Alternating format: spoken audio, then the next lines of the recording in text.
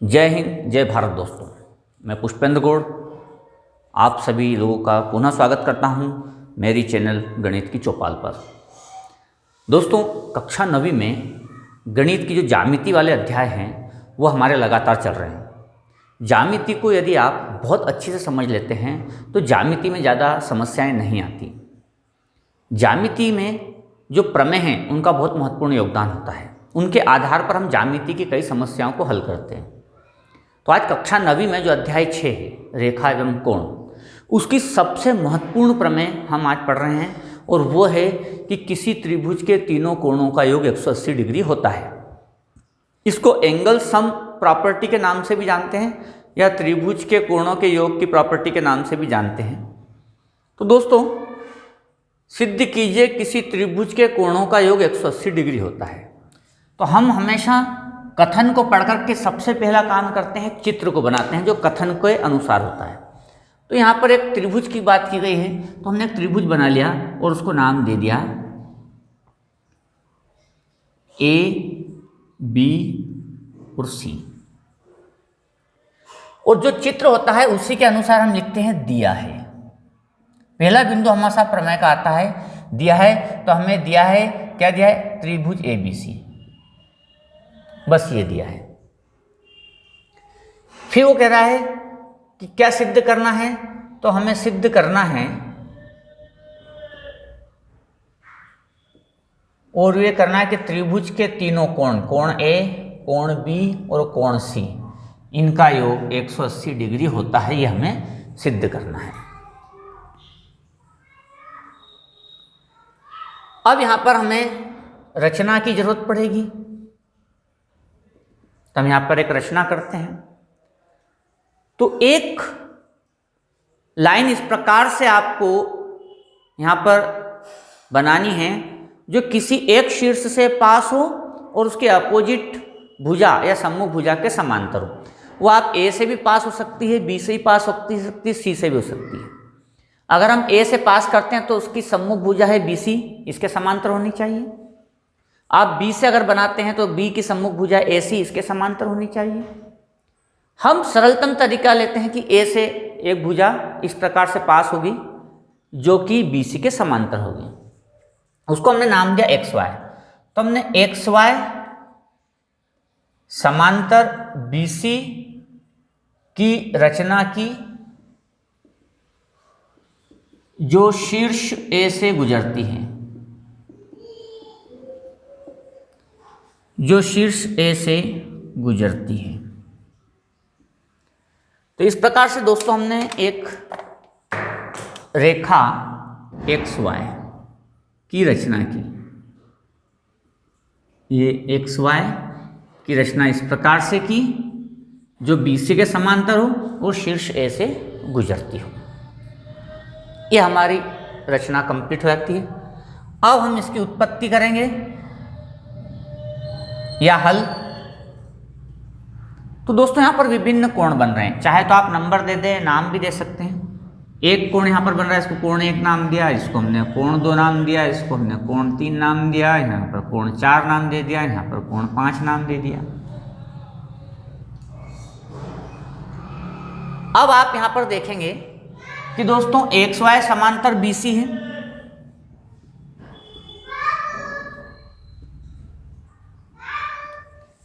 X y समांतर B सी है और ए बी यहां पर तिर्यक रेखा है।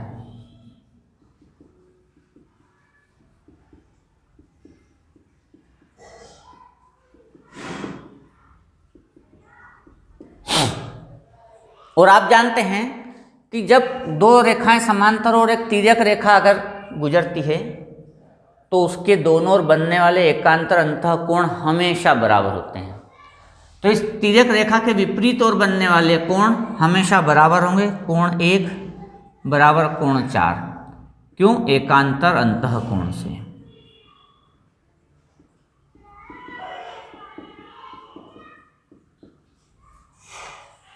इसी प्रकार कोण 3 बराबर कोण 5 होगा, क्योंकि एक्स वाई समांतर बी सी और ए सी यहां पर तिर्यक रेखा है। तो AC अगर तिर्यक रेखा है तो इसके विपरीत ओर बनने वाले कोण बराबर होंगे। इसी प्रकार इसको समीकरण 1 दिया।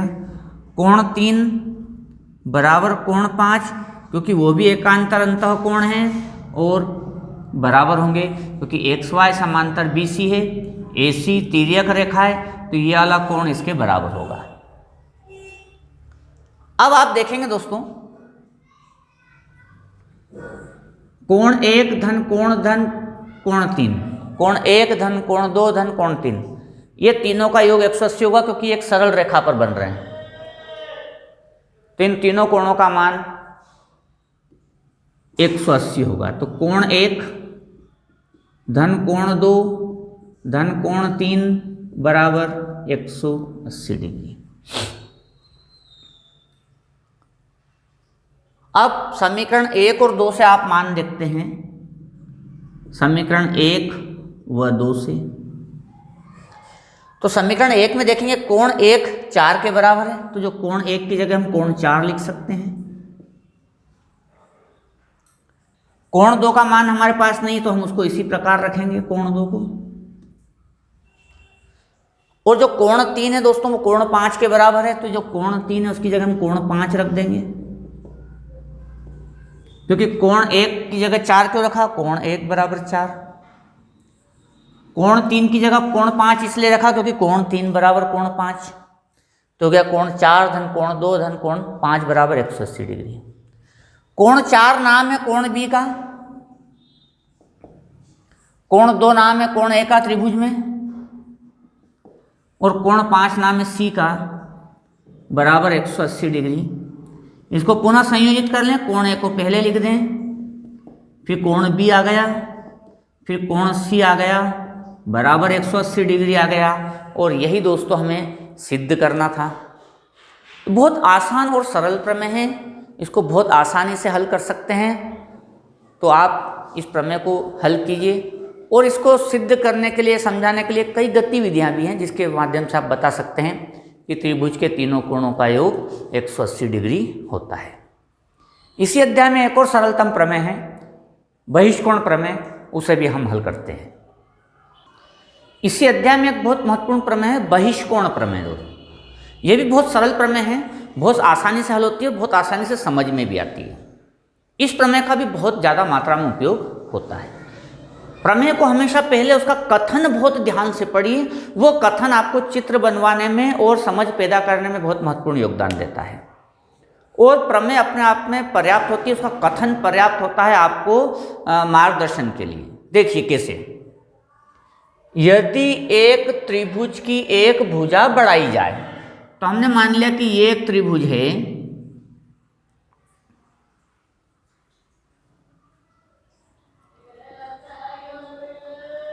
ये एक त्रिभुज है, और इसकी एक भुजा को बढ़ाया जाए, तो आप किधर भी कोई सी भी भुजा बढ़ा सकते हैं। BC को इधर बढ़ा सकते हैं, BC को इधर भी बढ़ा सकते हैं, आप AB को इधर बढ़ा सकते हैं, आप AB को ऊपर बढ़ा सकते हैं, इधर भी कोई सी भी भुजा को बढ़ा सकते हैं। मैंने भुजा BC को बढ़ाया x तक। यदि एक त्रिभुज की एक भुजा बढ़ाई जाए, तो हमने एक भुजा को बढ़ाया, तो इस प्रकार बना बहिष्कोण, तो इस प्रकार बना ये बहिष्कोण अंतः अभिमुख कोणों के बराबर होता है। अंतः अभिमुख कोण, तो यहाँ पर अंतः कोण तो 3 है, 1 2 3, पर ये वाला कोण अभिमुख नहीं होगा, क्योंकि ये संलग्न कोण है, इसलिए ये अभिमुख नहीं। अभिमुख कोण कौन कौन है, ये वाला कोण और ये वाला कोण इसका अभिमुख हो गया। तो यदि एक त्रिभुज की एक भुजा बढ़ाई जाए, तो इस प्रकार बना बहिष्कोण, तो ये बहिष्कोण बन गया। इधर बढ़ाते तो बहिष्कोण यहां बन जाता, इधर बढ़ाते तो बहिष्कोण यहां बन जाता। दोनों अंतः अभिमुख कोणों के, तो यहाँ अंतः कोण तो 3 है, पर ये अभिमुख नहीं है, अभिमुख ये 2 ही है। इसके विपरीत ओर, बहिष्कोण के विपरीत ओर के कोण कहलाते अंतः अभिमुख कोणों के योग के बराबर होता है। ठीक है दोस्तों, सबसे पहले आता है दिया है चित्र के अनुसार लिखेंगे, त्रिभुज ABC में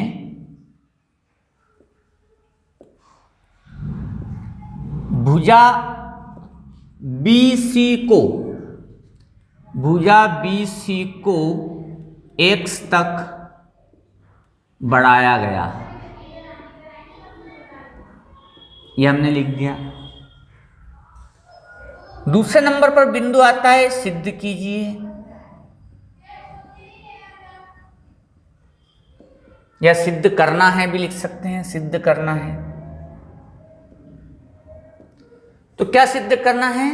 बहिष्कोण दोनों अंतः अभिमुख कोण के योग के बराबर होता है। बहिष्कोण मतलब ACX, कोण ACX बराबर होगा अंतः अभिमुख कोण A है और कोण B है, कोण A और कोण B के योग के बराबर। तो बहिष्कोण अंतः अभिमुख कोणों के योग के बराबर होता है। यहां पर कोई रचना की जरूरत नहीं है, सीधे उत्पत्ति होगी।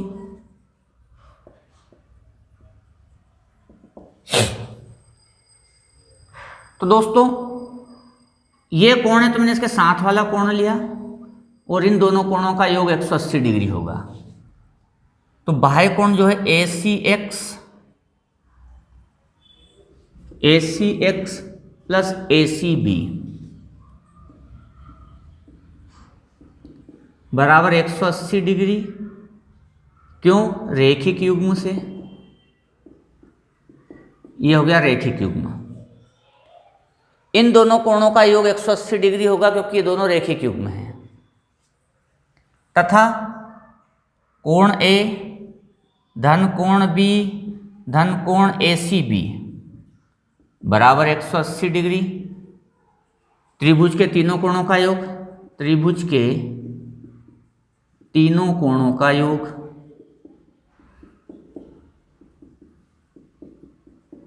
समीकरण 2।